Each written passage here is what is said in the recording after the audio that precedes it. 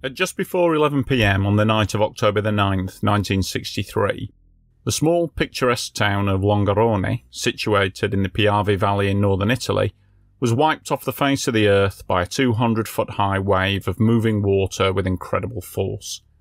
In a matter of moments, almost all the residents of Longarone had been killed in what is still Italy's deadliest peacetime disaster. It was a catastrophe which the residents of the valley had been dreading, the failure of the newly built Vajont Dam. But as dawn broke the next day, a surreal sight awaited the survivors. There was the dam just as it had been the day before, fully intact, with not a crack on its huge wall. And yet, all around was a scene of total devastation. The stunned survivors were at a loss. What kind of disaster had wrought such devastation if the dam hadn't even broken? To answer that question, we have to look at some of the fateful decisions which were made during the construction of the Vajont Dam and the events leading up to what has been described as one of the deadliest man-made natural disasters of all time. The idea of building a dam in the stunning Vajont Gorge had first been mooted back as early as the 1920s, but it was not until after World War II, when Italy was flush with cheaply loaned money from the Marshall Plan, that the scheme came to fruition. The Vajont Dam was to be the centrepiece of a chain of hydroelectric installations built across the Dolomites, the spectacular range of mountains situated in northeastern Italy. The steeply-sided Vajont Gorge provided a location where Italian engineers proudly proclaimed that they could build the tallest dam in the world. Not only would the new dam provide much-needed electricity to boost the region's economy, it would also be a showpiece of Italian engineering. The project was to be undertaken by the Società Adriatica di Elettricità, a company which had been given a de facto monopoly over the project by the Italian government in power at the time. The SADE was owned by Giuseppe Volpi di Misurata, who had at one time been finance minister during World War II, working under the fascist leader Benito Mussolini. Despite opposition to the plan from residents of the local villages, the SADE began buying up land in the gorge, and construction of the dam began in 1956. The engineers had settled on a location just slightly further up the Vajont Gorge from the original proposed location, a tight bottleneck in the valley, where the southern flank of the 6,000-foot-high Monte Toc squeezed the gorge to its narrowest point. Here, a dam would only need to be 500 foot wide and 820 feet high to trap over 400 million cubic feet of water. It seemed like the ideal location, almost too good to be true, which is, of course, exactly what it was. Too good to be true. 3 separate surveys, undertaken at the behest of the SADE, all showed that the local geology, specifically the southern flank of the gorge Monte Toc, was inherently unstable, and that the risk of landslides from Monte Toc was very high. Nonetheless, the SADE pushed on with construction, declaring that by carefully controlling the water level in the reservoir, they'd be able to control the amount and severity of any potential landslides. By early 1960, the construction was nearing completion, and the impressive new dam, the second tallest in the world, was almost ready to begin providing electricity to a vast swathe of northeastern Italy. However, problems began to appear as the water level behind the dam rose and the reservoir began to fill. The problem wasn't the dam, it was the integrity of Monte Toc itself. Cracks and fissures had begun to appear along the flank of Monte Toc where it met the dam wall. Filling of the reservoir was halted, while the engineers bored deep into the southern flank of the mountain to reinforce the area with more concrete and steel. Meanwhile, behind the dam, a crack, almost a mile long, had opened up on the southern valley side, indicating that a huge section of Monte Toc had somehow started to move. Geologists began to suspect that the very reason for the bottleneck in the valley, what the engineers had identified as the ideal location, was in fact due to a prehistoric landslide of immense proportions. The southern slope of Monte Toc wasn't really solid rock at all, but rather a giant prehistoric debris pile.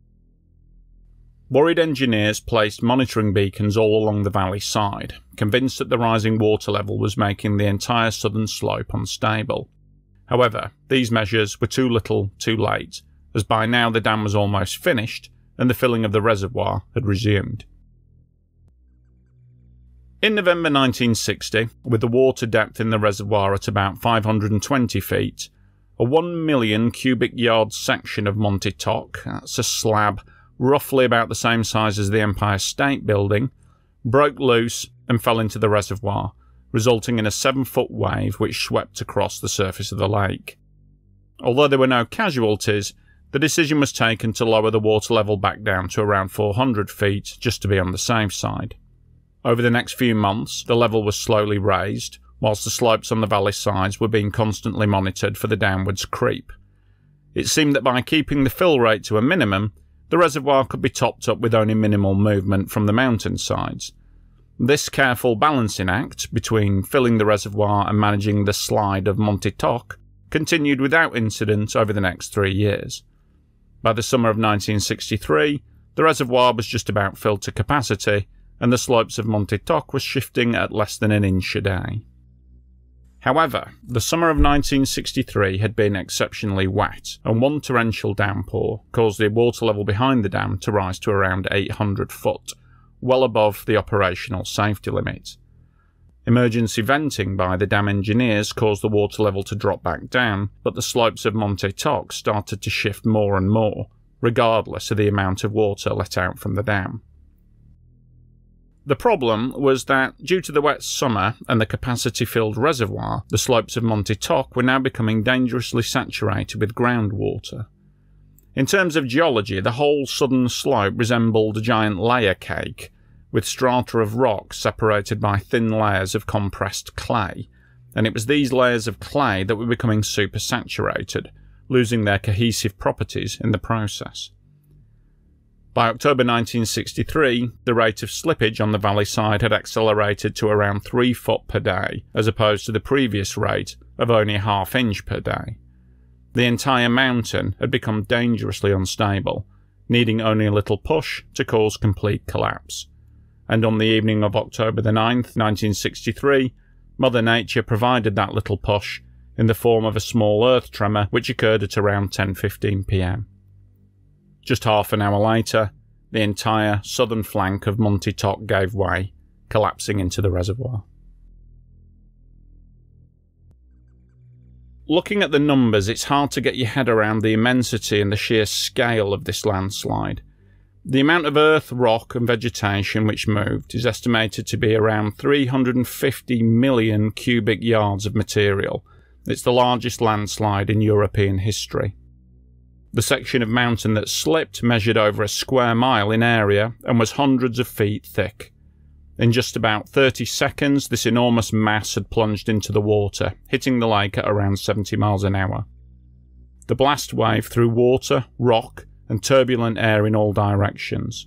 First affected was the village of Casso, which was situated some 800 feet up above the lake on the northern shore.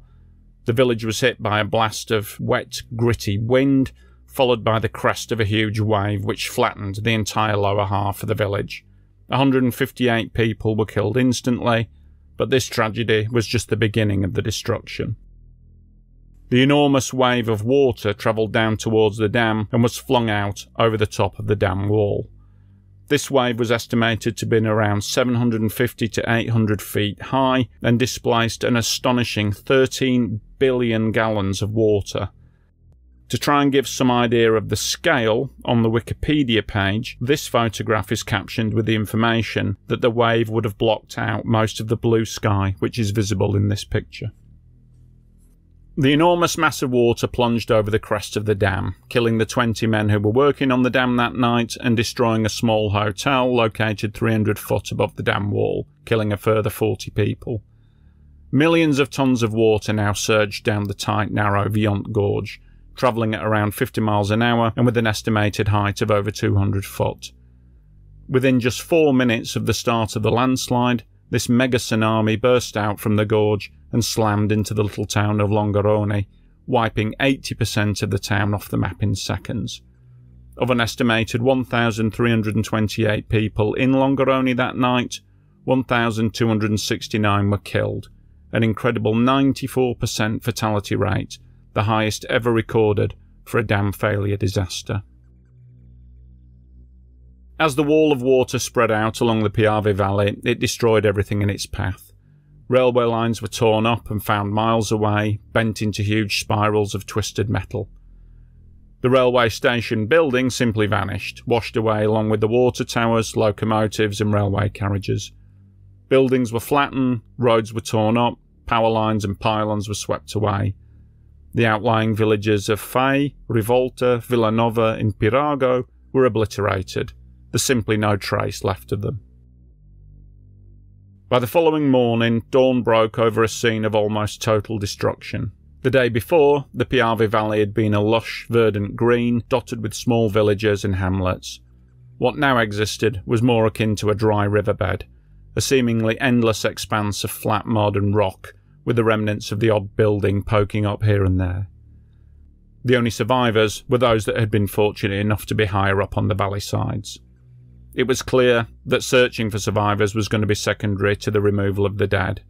The local authorities at Belluno ordered 500 coffins, but it was quickly established that this number was not sufficient. It was an arduous task, digging through the mud to recover the dead, whilst at the same time there were bodies wedged high up in the trees on the valley sides. It was difficult to identify many of the victims, as many had been asleep at the time of the disaster and were without any identification. Whole families had perished together, and there was simply no one left to identify them. The accepted estimate is that between 2,000 and 2,500 people died in the Vajont Dam disaster, making it the deadliest Italian disaster of modern times. Italy as a nation was in shock. How could such a touted piece of modern engineering have wrought such destruction? Could no one foresee that this was going to happen? Was the Vajont Dam catastrophe a natural disaster or a man-made one? This was the question that soon arose in the days following the events of October the 9th, with fierce voices being raised on both sides of the argument. The mainly conservative Italian press declared it was an unforeseeable natural disaster. They pointed out that the dam didn't fail. Indeed, it was still standing intact, a testament to Italian engineering after all, just not in the way that they'd envisaged.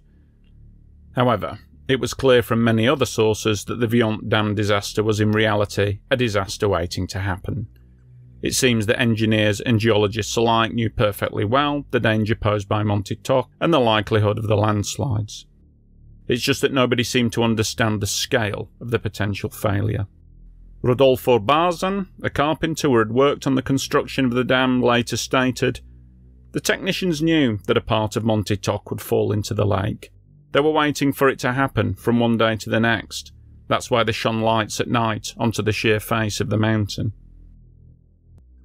An inquiry was set up and the legal wranglings went on for years. But finally, in 1969, the president of the firm that built the dam, the chairman of the Regional Public Works Council, and a lead company engineer were all convicted of negligence and manslaughter, and they were each sentenced to 6 years in prison. In my opinion, that seems like a pretty small price to pay for negligence which caused suffering on such a huge scale. The disused Vajont Dam still stands to this day, and although there's no lake behind it anymore, it's still an impressive sight. Today, it has become a minor tourist attraction, bringing visitors who are able to walk along the dam causeway and look down the Vajont Gorge to the rebuilt town of Longarone below.